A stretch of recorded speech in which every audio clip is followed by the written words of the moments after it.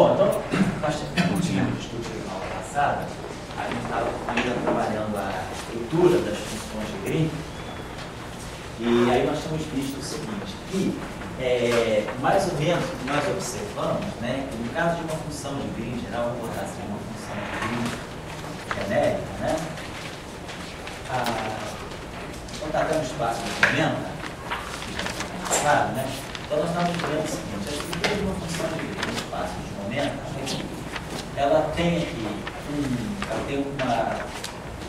uma estrutura de polo, tem um denominador, né? O denominador é sempre do tipo K2, vamos colocar assim, genérico, K2 menos N2. E aqui no numerador nós temos, vamos botar aqui uma estrutura, vamos chamar de R, para indicar meios de bezerro, né?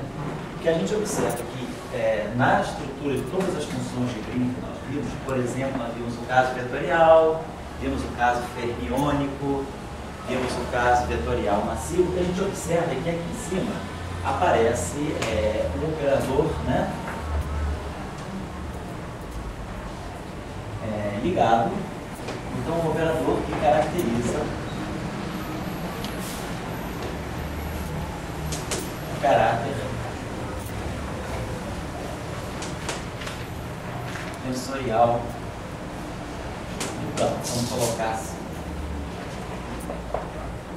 E, na verdade, esse operador aqui, ele está ligado, né, ao spin.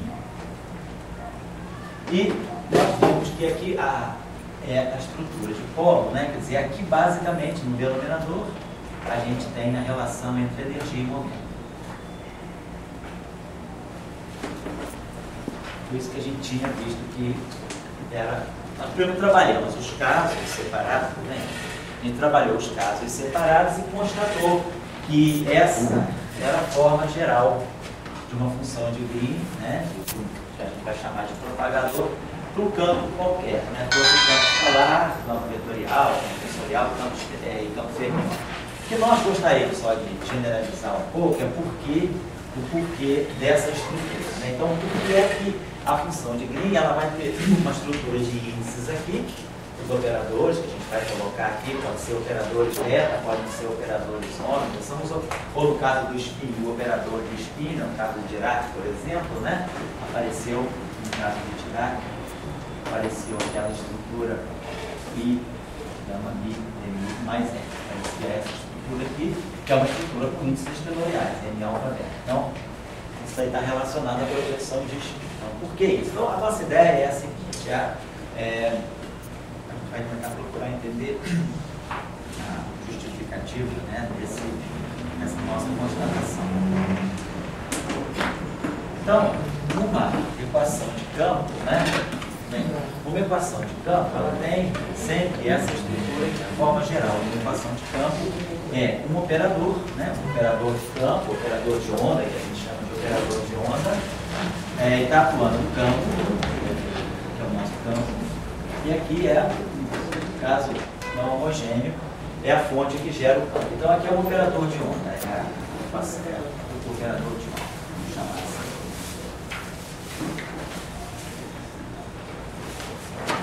E aqui é o campo. E a gente sabe que a função de Green correspondente a esse campo, né, ela vai ter que satisfazer essa equação. Geralmente, a gente define, né, associa a função de Green ao inverso do operador de campo, que a gente quer dizer que tem uma função de Green, né? Então, isso aqui vai me dar assim. Eu estou omitindo os índices aqui, que na verdade é um operador O nas coordenadas x, é um operador em x. Aqui é uma função de Green g de x menos y, né? E aqui nós vamos ter a função delta de x menos y. Eu estou omitindo os índices. Ô, Totá, tchau.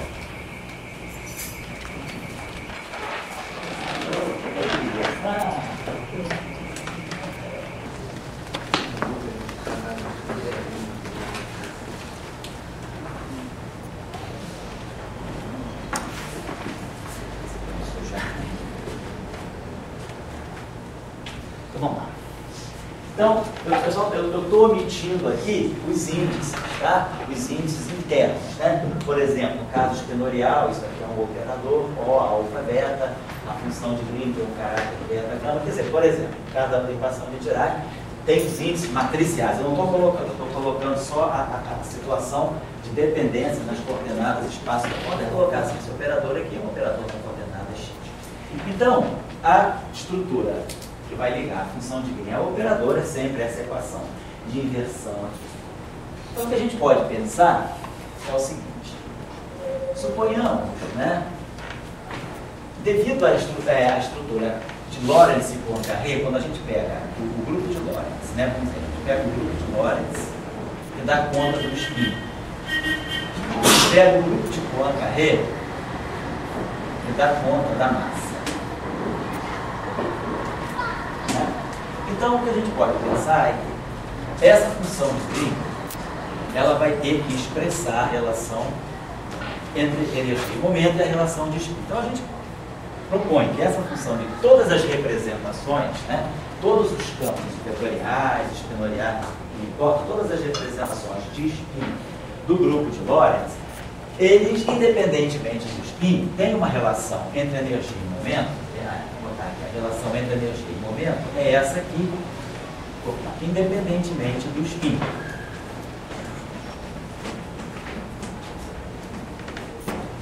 Então, a gente pode pensar que vai ter uma matriz que vai coordenar o spin. Vamos chamar aqui uma matriz R. Eu botei um R assim, vamos botar aqui um R curvo assim. Né? Tem uma matriz R que vai dar conta da estrutura de spin, da função de Green.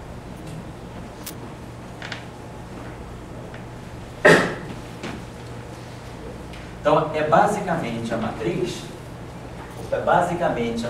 que vai fixar a representação onde o campo está. Se o campo é vetorial, vai dar o tipo de campo. E aqui eu vou colocar a função de Green no campo escalar. Vou colocar aqui a função de Green é φ. Vamos falar de escalar.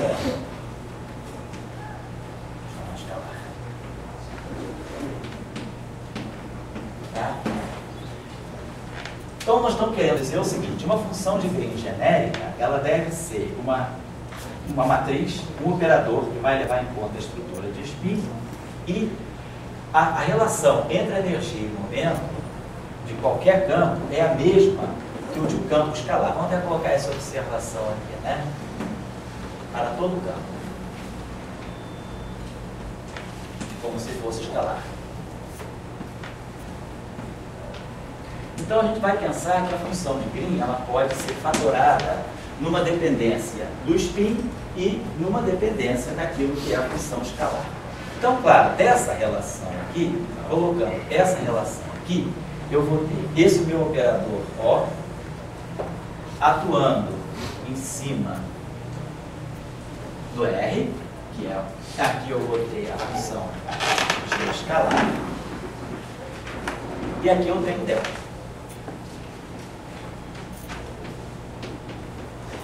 Então, como isso aqui é a função de Green do escalar, né? E aqui eu tenho delta, então esse objeto aqui, independentemente do campo que for, para eu determinar essa matriz aqui, eu vou ter aqui um operador associado ao campo escalar. Se for um campo escalar sem massa, é D'Alembertiano. Se for um campo escalar massivo, então no caso geral, isso aqui vai ter que ser um D'Alembertiano mais M2. Por quê?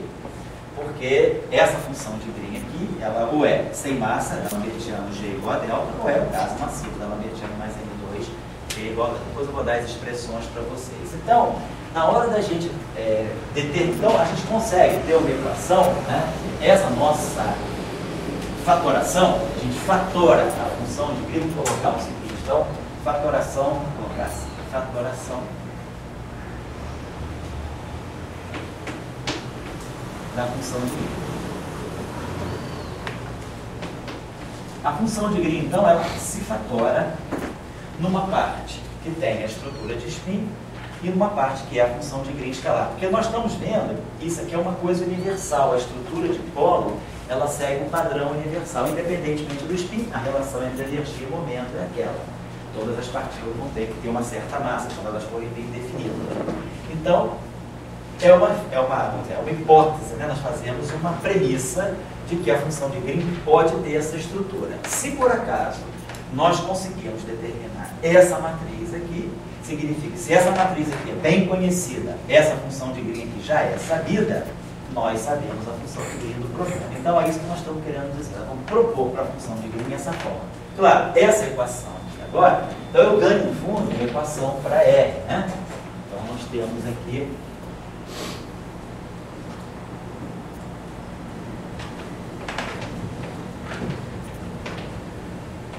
então, basicamente, o que a gente tem é que essa matriz R, que determina, né,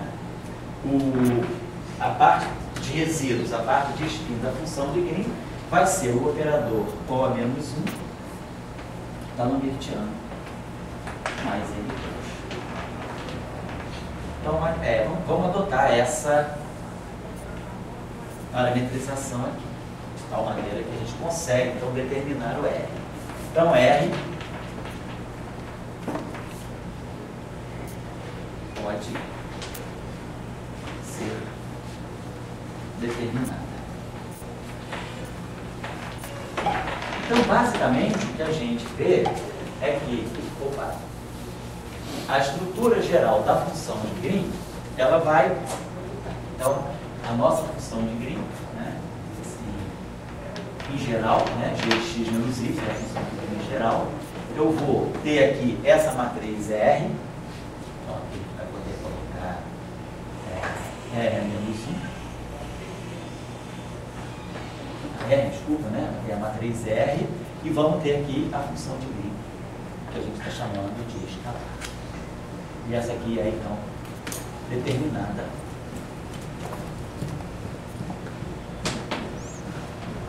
a partir do operador. Então, a equação de onda,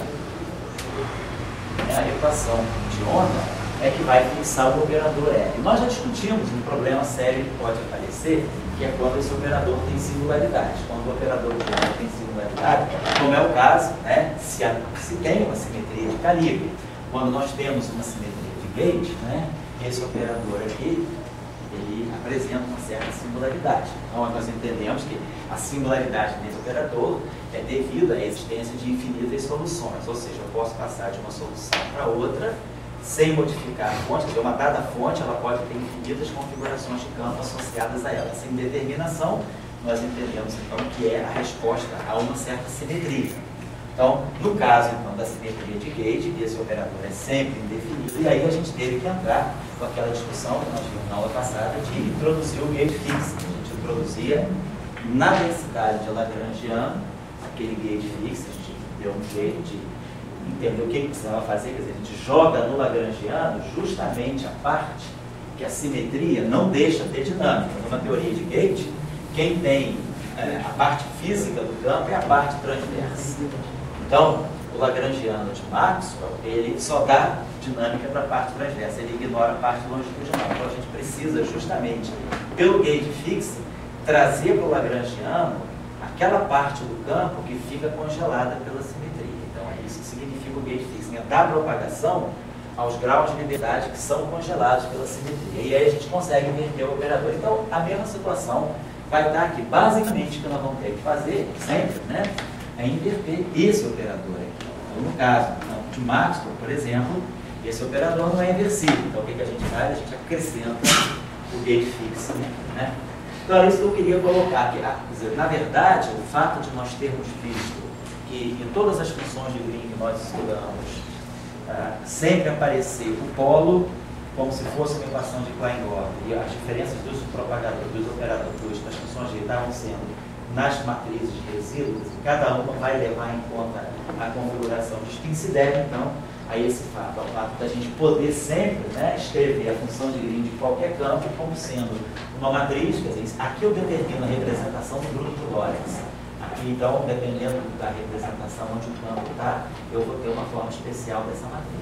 E aqui, a estrutura de bolo, né? Então, era isso que eu queria só concluir o final da aula passada, que não deu tempo, nós calculamos os propagadores aí, eu acho que para Proca, Max ou Proca, né?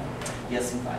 Vou dar um outro exemplo hoje interessante, só já mudando um pouquinho para 3 dimensões. Vamos pegar agora uma situação em 3 dimensões, antes da gente passar para frente e começar a analisar as prescrições dos propagadores. Vamos cair para uma dimensão diferente. Vamos pegar um exemplo agora em umas 2 dimensões. Ou uma teoria que a gente chama agora numa teoria de campos planar, né?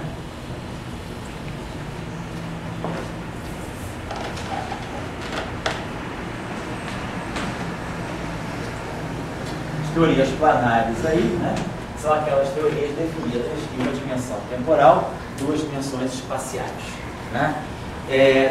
Essa é uma boa aproximação para muitos sistemas que a gente quer estudar. Isso não só em física da matéria condensada, existem modelos em cosmologia também, que a gente pode fazer a aproximação de uma teoria planar.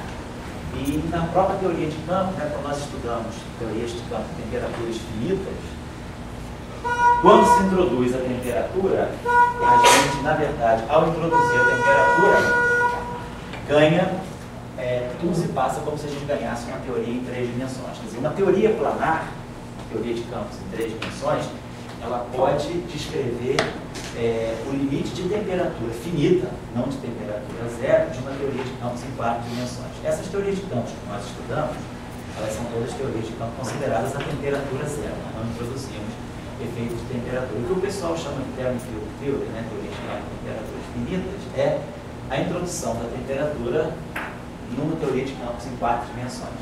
E uma dos approaches que se usa, né, é o approach de, ao introduzir a temperatura, né, a gente discretiza, né, as frequências, introduz o que se chama na literatura de frequências de Matsubarra e ganha uma teoria de campos efetiva em 3 dimensões. Então, as teorias planares, elas podem ser interessantes também para descrever limites de temperatura finita de teorias de campo em 4 dimensões. A ideia é que uma teoria de campos em D dimensões, a temperatura finita, ela acabe sendo descrita por uma teoria de campos em D-1 dimensões. Além de que a gente pode simular uma série de sistemas interessantes, que se chamam sistemas de baixa dimensionalidade, em física da matéria condensada, onde a abordagem por uma teoria de campos em 3 dimensões pode ser interessante. Mais recentemente, né, agora coisa de uns 5 anos para cá, sobretudo depois da descoberta, né, Ricardo, ao peito do grafeno, descoberta no meio do quarto, né, quer dizer, 4 anos atrás, né, com a descoberta aí a proposta experimental, né, do grafeno, hoje em dia a gente sabe que nós temos sistemas em física da matéria condensada genuinamente bidimensionais. É a melhor aproximação de sistemas bidimensionais. Antes do grafeno, as teorias de campo planares, na física da matéria condensada, se pensava que a gente pudesse considerar planar um sistema que tivesse cerca de 1000 camadas atômicas. Um sistema assim, na faixa, uma layerzinha, assim, uma camadinha na faixa de 1000 angstroms, já era uma boa aproximação de um sistema planar, né? Mas 1000 angstroms são 1000 camadas atômicas. Pode ser uma distância razoavelmente grande, a gente já tem precisão para ir a muito menor. Com o grafeno, com a descoberta do grafeno, a tecnologia que está se desenvolvendo com o grafeno, se consegue formar realmente folhas bidimensionais, né? Quer dizer, com uma espessura de 1 angstrom. Então, quer dizer, 1 angstrom é uma camada atômica. Então, esses sistemas são realmente sistemas planares. O Ricardo tem uns trabalhos interessantes sobre isso. Se alguém quiser consultar alguma literatura, até mais de divulgação, né? Saber o que é o grafeno, que está tão na moda, o Ricardo aí pode dar umas referências para vocês. Posso enviar para a lista? Ou então envia para a lista aí. Envia para a lista aí. Porque agora, a gente pode dizer agora que a gente tem um laboratório muito bom para desenvolver teoria de campos em 3 dimensões, que é o grafeno. E o pessoal que faz física da matéria condensada, numa abordagem de teoria de campo, está estudando esses sistemas e, inclusive, tem coisas interessantes ali, que é a aplicação da equação de Dirac. Uma equação de Dirac que nós estamos acostumados a ver como uma equação só relativista, aí você fala, física da matéria condensada, nós estamos falando de sistemas não relativistas, né? Nós estamos falando de sistemas, basicamente, de física atômica, velocidades na faixa de C sobre 100, mas tudo se passa, né? Existem relações entre energia e movimento os elétrons nesses sistemas em que a relação entre energia e momento não é quadrática no momento, não é igual a P2 sobre 2M, é proporcional a P, módulo de T, ou seja, uma típica relação de equação de Dirac. Então, já é uma tendência se estudar, por exemplo, teoria de campo para elétrons, né, no fundo, uma visão da QED, em 3 dimensões. E esses sistemas planares, eles podem ser descritos de uma boa aproximação por esse material novo aí, que é o grafeno. São, na verdade, carbono, né? Segundo o Ricardo me explicou, são várias camadas de grafeno que formam grafite, não é isso, Ricardo? Né? O grafeno seria a camada fundamental do grafite, né? Mas aí é um bom laboratório que está surgindo para se estudar a teoria de campos em 3 dimensões, mas não num caráter de tentar simular propriedades em 3 dimensões para ver o que vai acontecer em 4. Não, para se aplicar diretamente à física da matéria condensada. Então, pode ser uma boa opção daqui para frente alguém tentar retomar a atividade em física de 3 dimensões. Há uns anos atrás, essas teorias planares também, elas tiveram muito na crista da onda. Se vocês pegarem a literatura da década de 90, sobretudo início da década de 90, entre 90 e 95, havia uma atividade muito intensa. Depois a atividade continuou, mas era um pouco menor, sobre teorias planares, sobretudo visando a questão da supercondutividade a temperaturas finitas para essas cerâmicas supercondutoras, né? Esses óxidos de cobre. E também para o estudo do efeito Hall. O efeito Hall é um fenômeno eminentemente planar, mas ele era estudado, vamos dizer, para sistemas planares, né, com 1000 camadas atômicas. Agora, com a tecnologia do grafeno, se consegue estudar um efeito Hall realmente planar. E o tratamento para o efeito Hall, sem dúvida alguma, é um tratamento que vai estar vindo, que a compreensão, né, vem das teorias de Gauss. Tem um International Journal of Molecular Physics, eu não lembro se é 90, 91, um volume inteiro dedicado a uma conferência que teve sobre efeito Hall quântico, né, fracionário, inteiro fracionário, e toda a abordagem das teorias de campo, né, supersimetria, teoria de M-News para o estudo do efeito Hall quântico. Tá? Então, esse é um assunto que já está sendo ventilado, estudado já praticamente 15 anos, um pouco mais, até desde 88, praticamente 20 anos. Mas agora, com a tecnologia do grafeno, fica bem clara a existência de sistemas que são realmente unidimensionais. A gente pode falar de uma física realmente bidimensional. Tá? Um dos exemplos, vamos para quem não está muito acostumado, vamos pegar um exemplo simples, né, que é o caso da eletrodinâmica de Maxwell. Vamos pegar a eletrodinâmica de Maxwell, o caso de Maxwell em 3 dimensões. Então, é a mesma história de sempre. Lagrangiano, menos 1/4 de F ao quadrado. E vamos colocar a ação, né, as equações de Maxwell no vazio, né, vamos esquecer por enquanto a corrente, as equações de Maxwell no vazio são essas aqui, né.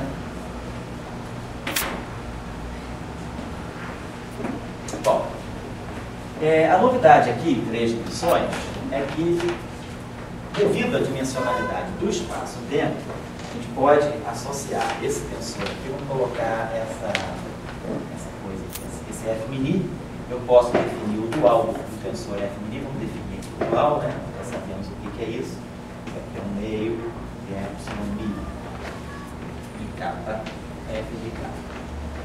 Então, as equações de Maxwell, essas são as equações de Maxwell que seriam por fonte, e as equações de Maxwell homogêneas são essas aqui, DI, F de I, dose. Então, daqui saem as equações de Maxwell homogêneas, né, que é a identidade de Bianchi, e daqui as equações de Maxwell, que teriam as fontes, mas nós estamos cancelando as fontes, porque nós estamos no vácuo. E esse aqui é a definição do tensor dual do field strength em 3 dimensões. Em 3 dimensões, um objeto com uma componente, um trivetor, ele é dual de um tensor antissimétrico de rank 2, por causa porque nós estamos em 3 dimensões. Isso aqui é uma matriz antissimétrica, 3 por 3, tem 3 componentes. Então, 3 componentes dessa matriz podem fitar nas 3 componentes de um vetor. Então, essa equação, vou apagar isso aqui.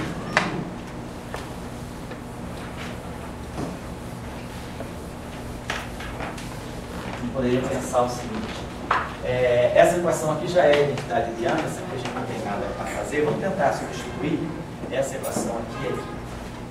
se a gente traz o F, a gente inverte essa equação,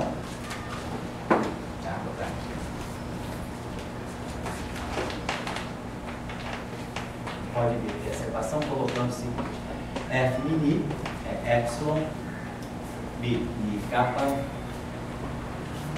F tio kappa.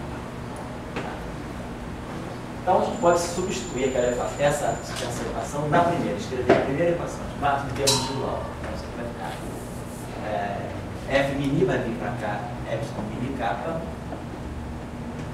e aí nós vamos ter dmi F tio kappa. Nossa.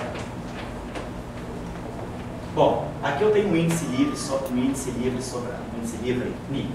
Então, claro, como isso aqui está com índice livre mi, nada me impede de contrair essa equação como, sei lá, um epsilon rho sigma mi. Fazendo essa epsilon rho sigma mi, epsilon mi kappa, a menos de um sinal menos, isso aqui vai dar um delta de mi rho, delta de kappa ni, menos delta de kappa rho, delta de mi. Então, usando isso aqui e usando essa relação aqui, epsilon rho sigma mi, epsilon mi kappa, se a gente usar essa relação aqui, isso aqui é delta de mi sigma, delta de kappa ni, delta de kappa sigma, delta de sigma mi. Então, trazendo essa relação aqui para cá, vai produzir, essa relação vai dar para nós, basicamente, somando mi kappa, né? E vai aparecer aqui um rho sigma, vai aparecer aqui d rho f tio sigma menos d sigma f tio rho igual a zero. É o que sai dessa equação aqui, da equação de campo. A identidade biária está lá, eu nem toquei nela, tá? Só estou citando ela aqui. Muito bem. Então, quem me chama? Aí os caminhos e os deltas, você botou mi, aonde? a direita são caídos. Aqui? Não, à direita, os aqui? deltas. Ah, tá errado, você botei mi, tá errado. É mi rho kappa sigma. Obrigado, cara. Eu fiz tudo errado lá. É mi rho kappa sigma. E aí, kappa rho, cara, tudo errado mesmo. Kappa rho mi sigma. Obrigado, corrigir, bem? Então, essa equação me dá isso aqui. Isso aqui então está me dizendo que, basicamente, esse vetor tem rotacional nulo. Se esse vetor tem rotacional nulo, ele é o gradiente de alguma coisa. Então, isso aqui tem como solução, a solução dessa equação é f tio mi igual a dmi de um certo escalar s. Então, a conclusão que a gente chega é que o campo eletromagnético em 3 dimensões, ele nada mais é do que um escalar, ele é o gradiente de um escalar. Quer dizer, toda a informação, isso aqui, toda a informação do campo eletromagnético, deixa eu apagar isso aqui, está no F, ou seja, no F tio. Né? Sabe que, deixa eu só relembrar aqui para vocês, né? Quando a gente pega o F em I, né? O F em I, você quer ter I ali, menos I ali. Então, o F0i, os componentes, né? 0i, ela vai dar menos o campo elétrico, é menos a IS na componente do campo elétrico, e a componente FIJ, né? É menos,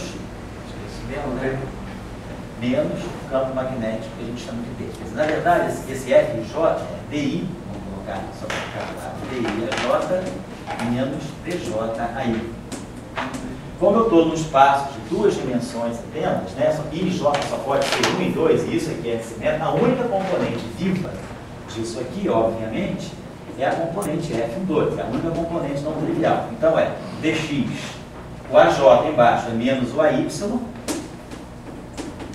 menos DYAX. Isso aqui, para 3 dimensões, isso aqui é um escalar. Em 3 dimensões espaciais, isso aqui seria a componente Z do rotacional de A. Ou seja, isso aqui é o que a gente vai identificar com menos o campo magnético. Então, o campo magnético desse espaço ele tem um caráter escalar. Ele só depende de uma componente. Ele só tem a componente P.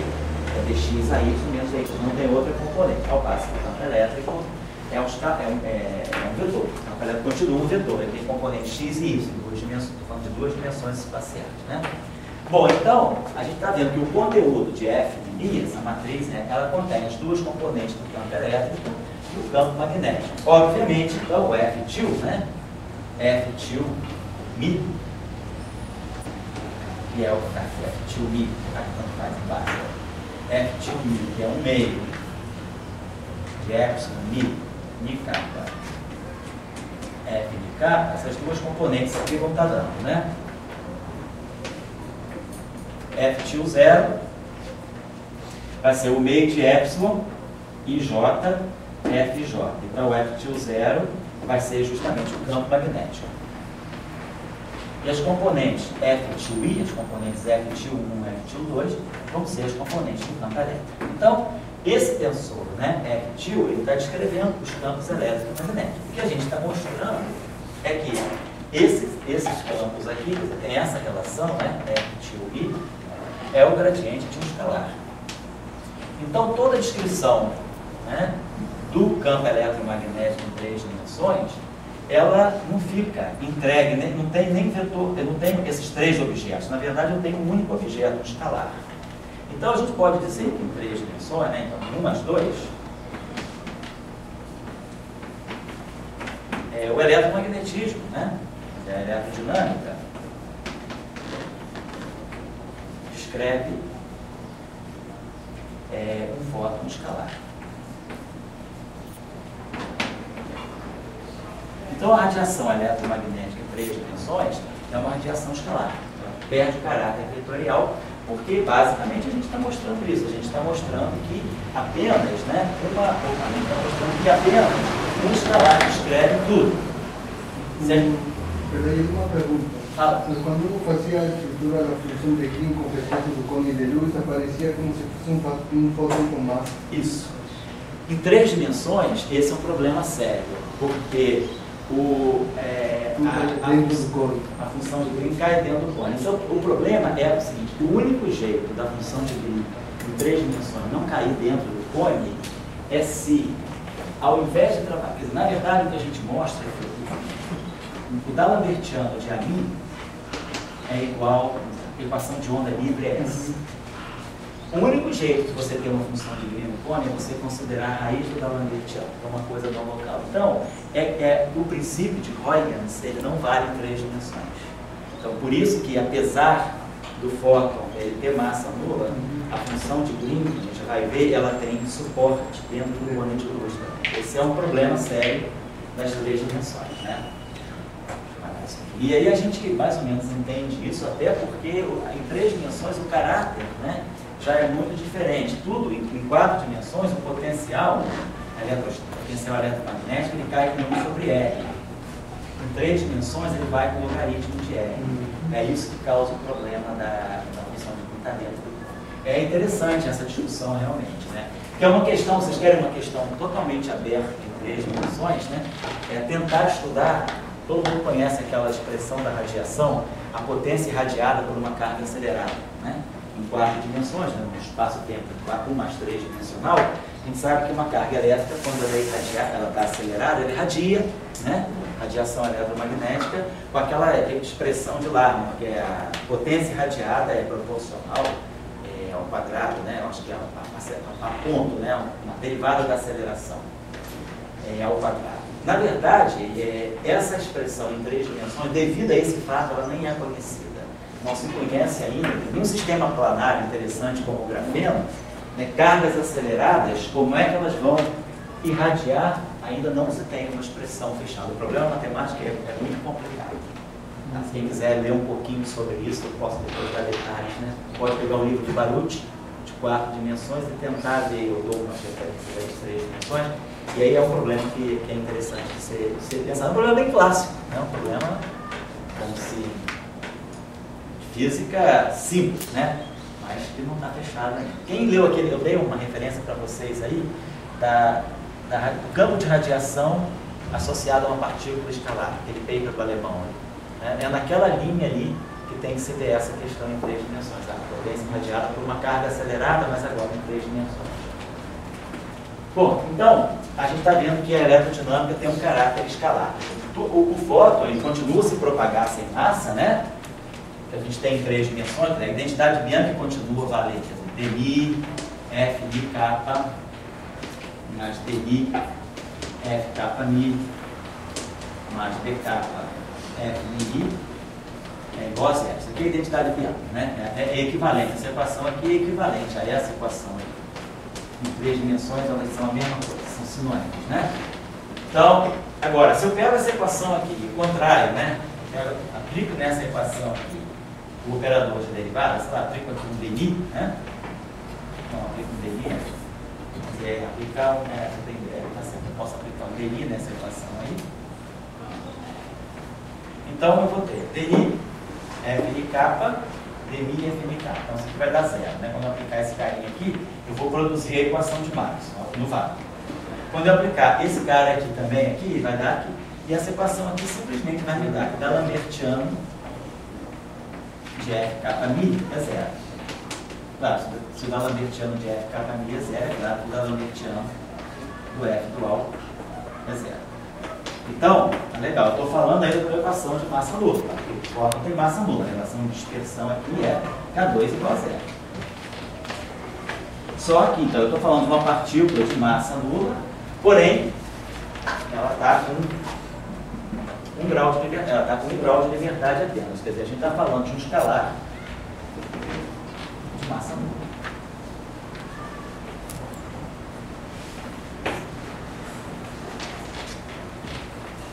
Então, na verdade, o que é o fóton em 3 dimensões é uma partícula escalar de massa nula. Ele perde o caráter vetorial, apesar de ser descrito por um vetor.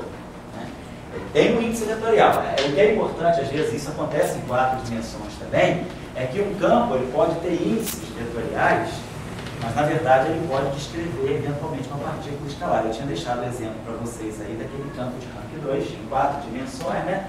Aquele campo que a gente chama de campo de Cauchy-Ramon, BMI igual a dentro de BMI, eu tinha deixado isso como uma tarefa aí. Esse campo aqui, apesar de ter 2 índices, tem um campo de natureza tensorial, ele também descreve uma partícula de spin zero.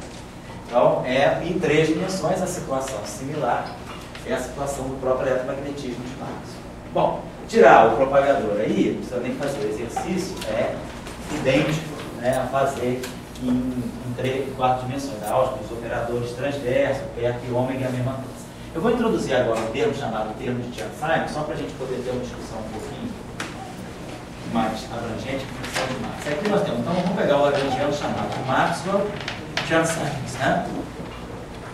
Então o que se faz? Em 3 dimensões, isso é uma característica possível de 3 dimensões, a gente acrescenta ao lagrangiano de Maxwell, a gente pode acrescentar a esse termo aqui, um outro termo aqui que a gente pode escrever dessa forma, mais I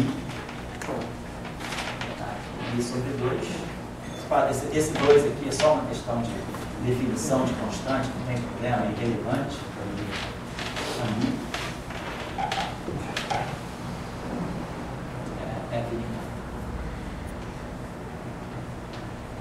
Então a gente está agora diante de uma nova densidade de Lagrangiano, onde eu pude introduzir um termo que é o escalar de Lorentz. Aqui, esse termo aqui é invariante de Lorentz, em 3 dimensões. E ele inclui aqui explicitamente o potencial vetor. Se eu fizer uma transformação, a transformação de Gauge, né, que a gente conhece aí, a transformação famosa, a transformação de Gauge, né, continua sendo a mesma das 3 dimensões, a linha Mi,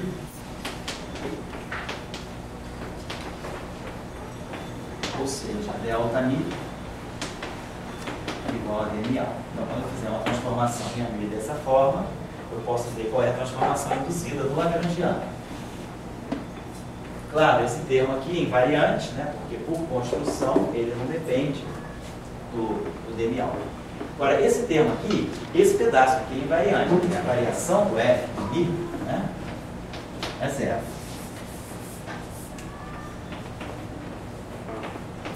Field strength tem sempre variação zero. Porém, esse cara aqui não tem variação zero. Então, a variação dessa ação, desse Lagrangiano, ela fica toda por conta desse termo aqui. Ela vai produzir, então, I sobre 2, mini kappa, dmi alfa, FNK. Né? Então, aparece uma variação devido a esse termo. Mas aí a gente já está sabendo que a gente pode fazer integrações parciais, a gente pode escrever esse termo aqui da seguinte maneira, né? É mi sobre 2, epsilon, mini kappa, mi alfa n kappa. Eu incluo, faço a derivada desse produto aqui e reduzo esse termo, né? Eu desconto esse termo aqui, epsilon mini kappa alfa dmi fnk. Tá bom? Esse termo aqui, isso aqui com esse epsilon, isso aqui é uma identidade. Esse termo aqui, epsilon mi kappa fnk, esse termo aqui é identicamente zero. Por causa das identidades dela, que eu vou estar sempre produzindo uma derivada de alguma coisa. Tem duas derivadas aqui que vão ser simétricas com uma dissimetria daqui. Então, esse termo daqui é identicamente zero, por causa da presença desse epsilon. E esse termo aqui é uma derivada total. Então, para efeitos de considerar configurações perturbativas, a gente supõe que os campos caem a zero no infinito. Então, esse termo aqui é um termo de derivada total, está pegando as contribuições do campo só nas bordas. Então, a gente pode dizer que a variação da ação é zero. O lagrangiano não é invariante, porque ele sofre uma variação devido a esse termo, mas esse termo é uma derivada total, de tal maneira que a ação fica invariante. Então, a gente pode dizer que a gente está lidando com uma teoria, né? Está lidando com uma formulação em que nós temos uma ação invariante. Podemos escrever, então, que ΔS, né? A variação de gauge da ação de Maxwell-Simons é igual a zero. Então, tá. De novo, então, se a gente temos uma simetria, a gente tem a ação invariante, a gente tem uma simetria. Vamos dar uma olhadinha aí para a gente ver aquela discussão que nós fazemos sempre da função de Green, né? A gente vai pegar a nossa ideia sempre para tirar a função de Green. Bom, já sabendo que tem uma invariância de Gauge, a gente já sabe então que eu tenho muitas configurações, diferentes configurações de campo associadas à mesma física. Então, se eu colocar uma fonte externa aqui, né, se a gente agora pega,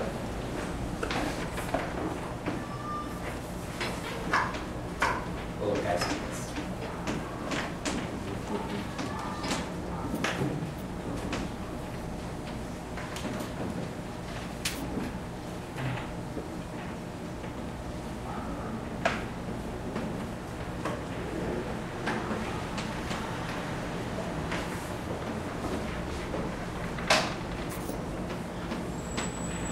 Então, se a gente vai tirar a equação de campo agora, a gente primeiro prepara, como a gente faz sempre, né? A gente transforma o lagrangiano numa parte quadrática. Aqui a gente já faz o famoso grupo de sempre, isso aqui a gente sabe que vira 1/2.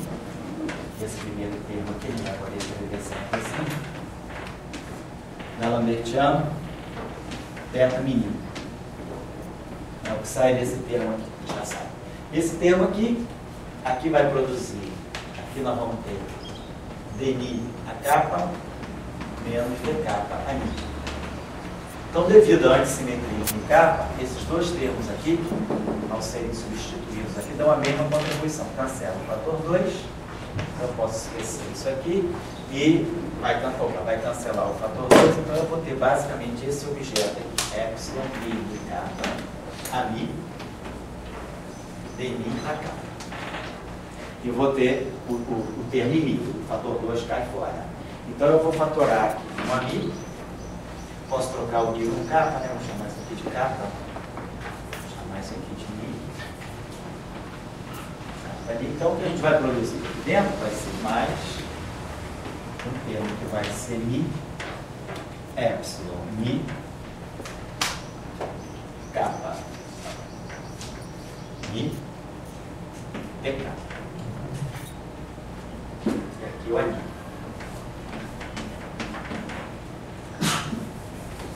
Sai direitinho, você pode verificar, mas eu acho que sai com sinal mais. E aqui mais J minha. Bom, então, esse aqui é o novo operador de onda que vai aparecer. Então, a equação agora a chamada equação de Maclaurin-Simons, né? Ela vai introduzir a presença desse termo de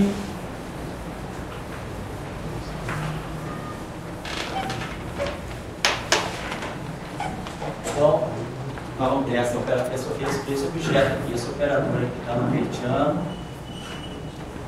θ mini, mais mi, epsilon mi, kappa mi, d kappa, ani, igual a menos j.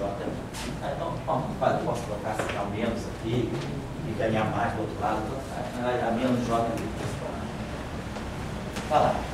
O que é importante, né? Que agora o nosso operador de onda é esse aqui. Isso aqui que está dando conta do spin. Então, esse aqui é o meu operador, ó. Que vai estar dando é o operador omni. É isso que vai estar dando conta do spin agora em 3 dimensões. Só nós já sabemos que o resultado deve ser isso. A gente sabe que devido à simetria de gauge dessa ação, nós temos então, devido à simetria de gauge, nós sabemos que vão ter diferentes configurações A associadas à mesma física. Então esse sistema aqui é indeterminado. Se esse sistema aqui é indeterminado, o único jeito é que esse operador aqui seja singular. O que a gente está esperando então é que O menos 1 não existe. Esse operador aqui não existe, porque nós temos, já sabemos de antemão, é um pouco diferente do que nós fizemos antes, mas antes identificamos a não inversão do operador, aí vimos que aquele operador era não inversível, então deve ter, o que está respondendo pela indeterminação das soluções? Deve ter uma simetria que me faz passar de uma solução para outra indefinidamente, sem mudar a física. Agora a gente já partiu de um outro ponto. A gente já sabe que tem assimetria. E aí, sabendo que tem assimetria, nós podemos passar de uma configuração para outra. Então, essa equação não deve ser inversível. Eu não posso determinar A univocamente em função de J. Então, a gente deve verificar, vamos verificar que realmente esse operador é inversível, é não inversível, né? Não tem inversa, como nós estamos já entendendo por quê? Devido à presença de uma simetria de gauge na ação. São invariante sobre simetrias de aquelas simetrias, né, de calibre.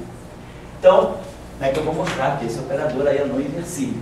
Nós conhecemos esses operadores aqui, a álgebra desses operadores, é a mesma das 4 dimensões, né? Nós temos então θ mini, θ, ômega, ômega, θ. Apareceu só um operador novo, apareceu esse operador novo aqui. Esse objeto aqui, epsilon, mi, kappa, mi, d kappa. Esse operador aqui, vamos dar um nome para ele, é um operador matricial também, nós vamos chamar de S mini. Tá?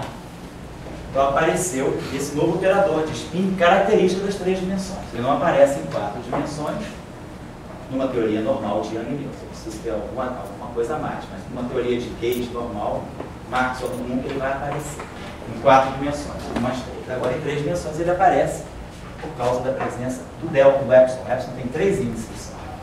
Então esse operador aí tem característica bem definida. Não vou repetir os cálculos aqui, que são cálculos simples de vocês fazerem. Vocês podem mostrar o seguinte, que θ mi, θ mi, ρ, S, ρ, mi, dá o S mini. Isso significa o quê? Isso significa que se o operador transverso atuar nesse operador, reproduz esse operador. Então esse operador, né, S, é como se fosse um autovetor desse operador. Essa matriz atuando nesse operador, reproduz esse operador. Então esse operador deve ser transverso. Por quê? Se o operador de projeção transverso atuando nele reproduz ele mesmo, significa que ele não teve que filtrar nada, ele aproveitou o operador inteiro. Então esse operador aqui certamente é transverso, porque essa relação está me dizendo. Depois, se eu pegar o operador longitudinal e aplicar nesse operador novo, isso dá zero. Então, isso confirma, esse operador aqui é ortogonal ao setor longitudinal. E agora eu posso pegar esse operador, o S, e atuar nele mesmo. E aí a gente fazendo esse cálculo aqui, pegando esse S, atuando nesse S, usando os Epsilon, aquelas relações entre os Epsilon, a gente mostra que isso aqui dá menos, dá Lambertiano, θ mini. Então isso está mostrando para nós, né, basicamente, que esse operador aqui, ele basicamente é a raiz quadrada, né, do operador transverso. Esse operador aqui tem um caráter de ser. Então a gente pode reescrever essa equação dessa forma, ó. S mi rho.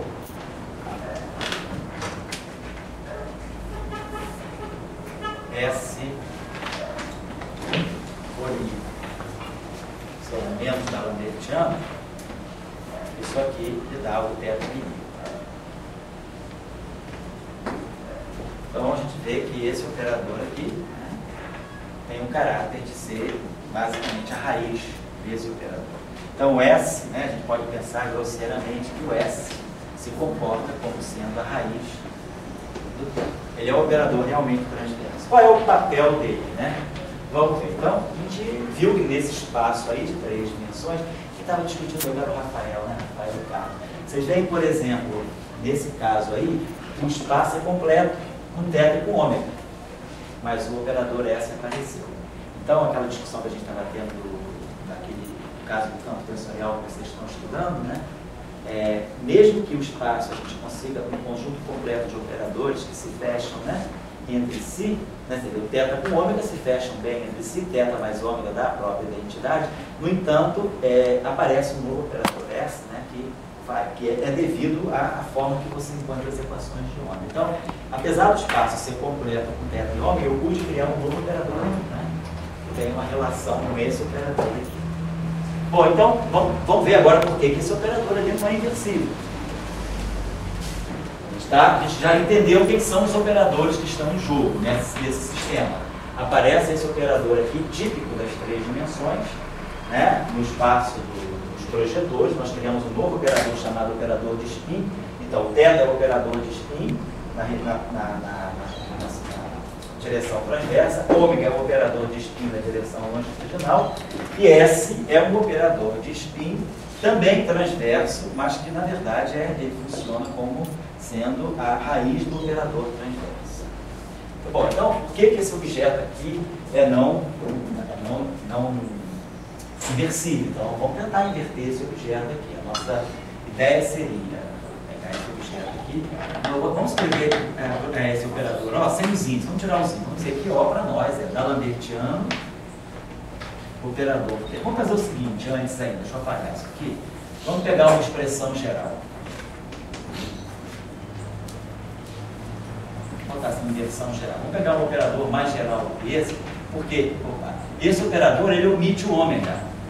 Ele só tem θ e S, né? Vamos pegar um operador geral. Vamos supor que a gente pegasse um operador, ó, que fosse, sei lá, uma constante, um coeficiente alfa vezes θ, mais um coeficiente beta vezes ômega, mais um coeficiente gama vezes S, né? Estou falando de um operador com 2 índices, é alfa, θ mini, mais beta, ômega mini, mais gama, S mini. Estou pegando um operador. Nesse caso aqui, eu tenho alfa igual a Lambertiano, beta igual a 0 e gama igual a μ. Se eu quiser inverter esse operador aqui, vou pensar.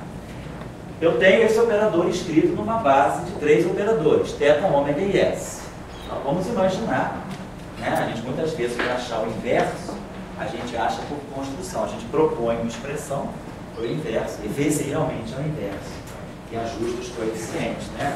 A forma de construção. Então, vamos supor que o nosso operador inverso ele seja xθ mais y ômega mais vs. Essa é a minha expressão, não conheço. Não sei quem é. Então, se ele é o inverso, deixa eu apagar isso aqui.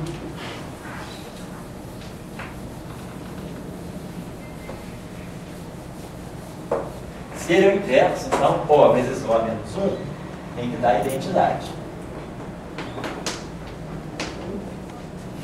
Então, eu vou ter aqui alfa x. Aí eu vou ter θ, θ 2 é θ, porque θ é o operador idempotente. Depois eu vou pegar θ com ômega dá 0, não preciso nem fazer. Depois eu vou pegar o θ com o S, então vai ficar alfa z, mas nós já tínhamos calculado aqui já tinha colocado para vocês verificarem que θ atuando no operador S reproduz o operador S. Agora vamos fazer o termo aqui. Ômega é ortogonal a θ. Ômega com ômega dá o próprio ômega. Então aqui vai aparecer beta y ômega. E depois ômega com S também dá zero, né? Porque esse operador aqui tem uma natureza transversa, então ele é ortogonal a esse. E depois a última seção vai ser gama x, S θ então dá S, porque S é o transverso. S θ é igual a θS. S ômega dá zero e SS vai ficar menos gama Z D'Alembertiano θ, né? A novidade é que S2 não é S. S não é um projetor. S não é, desculpa, não é idempotente, né? S2, ele dá menos D'Alembertiano θ. Então isso aqui tem que ser identidade. A identidade é o eta, né? A identidade para nós no espaço Minkowski é isso aqui. Mas isso aqui é θ mais ômega. E θ e ômega são independentes. Então o que a gente deve ter aí é que o coeficiente do θ do lado esquerdo tem que ser igual a 1. Então eu tenho que alfa x menos D'Alembertiano gama z deve valer 1. Ômega só aparece uma vez. Beta y tem que ser 1.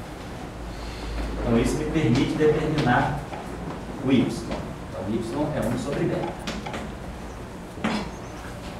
E depois a parte do S não tem do lado de lá. Então o coeficiente do S, que é alfa z, mais gama x, tem que ser igual a zero. Então isso aqui me permite determinar x e z. Vamos dizer desse lado aqui, né? Eu tire que x é menos alfa sobre gama z. E aí levo lá na primeira equação. Então, x vai ficar menos alfa 2 sobre gama, né? Ficar menos alfa 2 sobre gama. Então vai ficar um gama 2 aqui e um gama aqui. Vai ficar menos alfa 2. Depois o outro termo aqui vai ficar menos D'Alembertiano gama 2. Igual aqui, né? Eu botei sinal errado aqui, então aqui tem que ficar menos alfa sobre gama, vai ficar menos alfa 2, menos D'Alembertiano gama 2, igual aqui, tá certo, né? Então, daqui eu posso tirar, isso aqui tudo vezes C. Eu substituir o x por menos alfa sobre gama z e o primeiro termo lá aqui para z. Então a gente consegue determinar o z menos gama sobre gama 2 box mais alfa 2. Então a gente consegue inverter esse operador, a gente sabe que em geral o inverso desse operador, uma expressão como essa, vai poder ser invertida com um x igual a menos alfa sobre gama. Então, o x vai ficar menos alfa sobre gama. Então, os menos se cancelam e os gamas se cancelam. Então, vai ficar alfa sobre gama 2 box mais alfa 2 na direção de spin 1. Θ é o spin 1. O y, o beta é 1 sobre beta. E o gama menos vou fazer menos gama.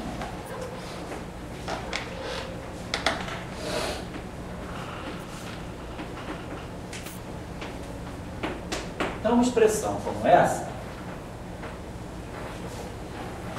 a gente já vê claramente a presença, ó, no espaço dos momentos, isso aqui vai ser K2. Então a gente já vê a presença, menos K2, a gente já vê a presença de um polo aqui. A presença desse polo aqui é a mesma presença desse polo aqui. Então no setor transverso,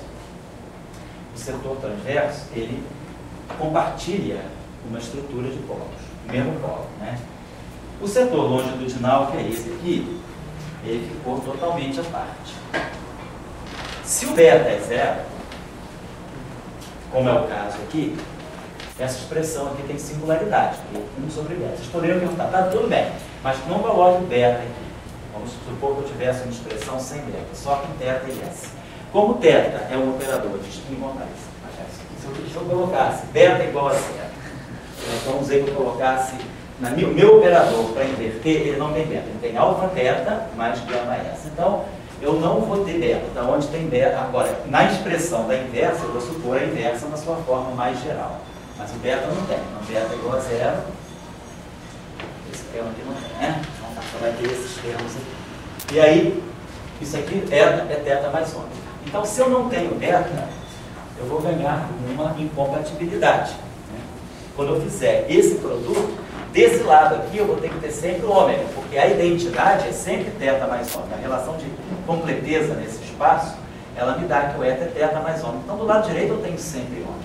Se o meu θ não tem beta, mesmo que eu coloque se o meu θ não tem um coeficiente de ômega, não tem um termo de ômega, mesmo que eu coloque o termo de ômega no O menos 1, ele vai desaparecer naquela expressão. Então eu vou ter uma incompatibilidade entre essas duas equações. Eu vou ter que o coeficiente do ômega aqui é 1 e o coeficiente do ômega aqui é 0. Eu não tenho como jogar o S para o ômega, porque o S é eminentemente transverso, ele é ortogonal ao ômega. Então o ômega fica sozinho, fica descoberto. Então essa expressão sem ômega é não inversível. Então sempre que o beta for 0,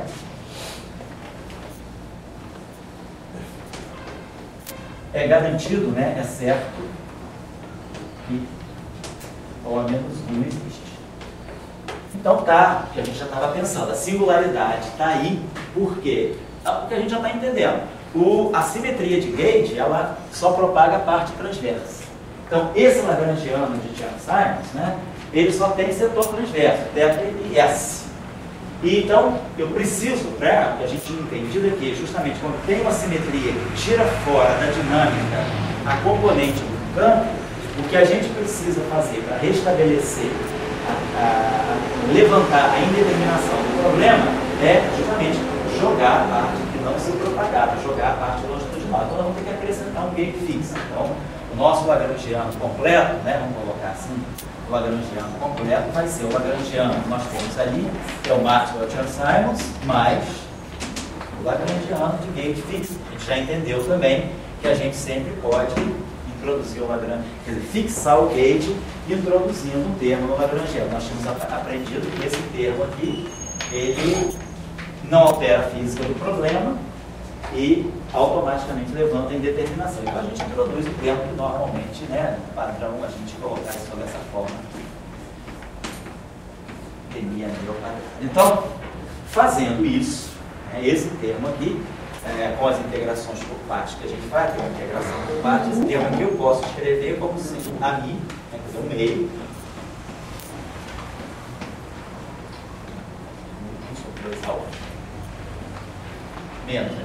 menos 1 sobre 2 alfa, a mi, D'Alembertiano, ômega mini, a mi. Então é a forma como eu consigo escrever esse termo. Então agora eu vou ter um novo operador, introduzindo o gauge fixo. Agora, com o gauge fixo introduzido, essa equação aqui se modifica para isso aqui.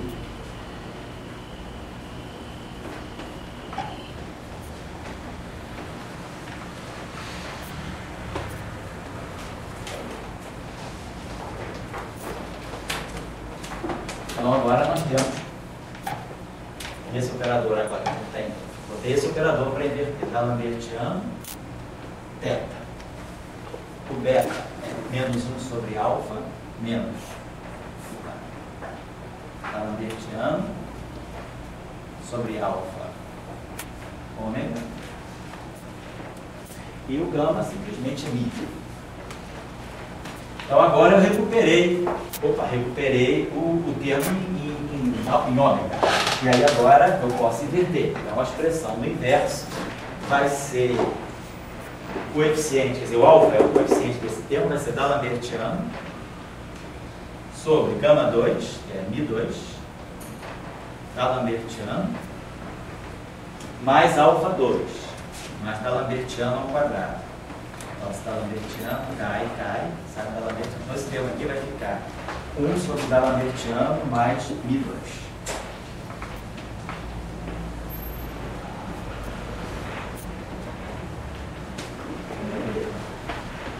Esse termo aqui, simplesmente é o inverso desse. Então vai ficar menos alfa sobre o d'Alembertiano.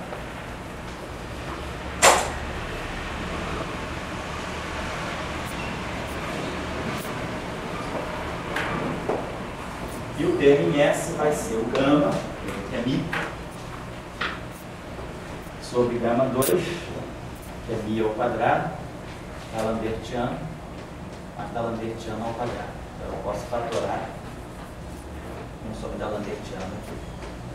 Então o último termo vai ficar menos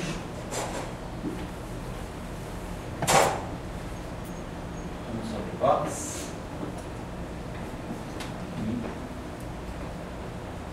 mais 2 S.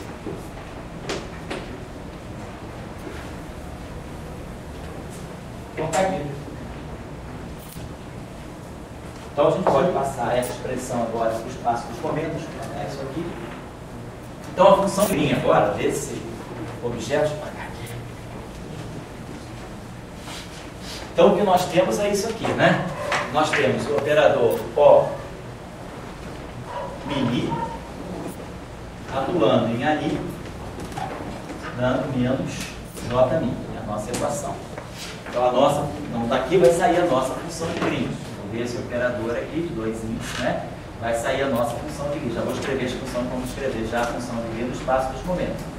G limite 1 de K. Então, minha função de Green no espaço dos momentos é, o d'Alembertiano vira menos K2. Então o primeiro termo vai ficar menos 1 sobre K2 menos mi ao quadrado. O operador θ, né? O operador θ, tá só aqui, né? Θ mi menos kappa mi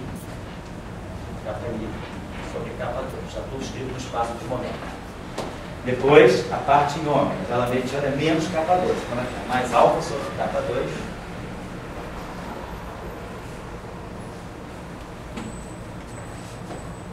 kappa mi sobre K2. E depois a última parte vai produzir 2 sinais menos, né? Vai ficar menos, vai ficar mais, vai ficar menos aqui. 1 sobre K2 e sobre K2 menos I2. E aí S. S é epsilon mi kappa, epsilon mi kappa mi, ele é dk, né? Ele era esse operador aqui no espaço dos momentos, D é menos I. Vai produzir aqui menos I. Vai ficar mais I. E aqui o kappa, K. Então é essa expressão para essa função de Lie. A mesma teoria de campo, que é o propagador do fóton, né? Vamos ver, nós estamos usando já indistintamente a palavra função de Green e propagador, e a função de Green depois nós vamos identificar isso como propagador, mas seria o propagador do fóton em 3 dimensões, né? Trabalhando num gauge, né? Que seria genérico. Estou deixando esse parâmetro alfa aqui, que é aquele parâmetro que eu posso, se vocês se lembrarem, né? Quando eu fizer alfa igual a menos 1, eu vou estar falando gauge final, né? Quando eu quero fazer alfa igual a 0, estou falando gauge Landau. E assim vai. Bom, aqui vocês podem observar, a novidade grande é que nós não violamos a simetria de gauge. A teoria tem simetria de gauge. Então, a simetria e a ação é invariante de gauge. Porém, aparece é um polo massivo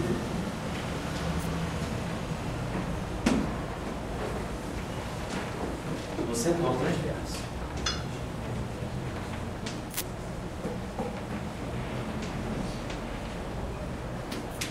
Contrariamente, né?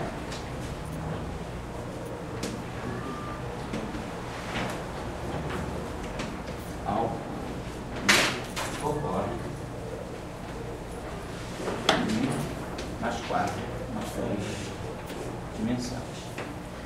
Então, dizer que a simetria de Gage, dizer que a simetria de Gage impede o aparecimento de massa,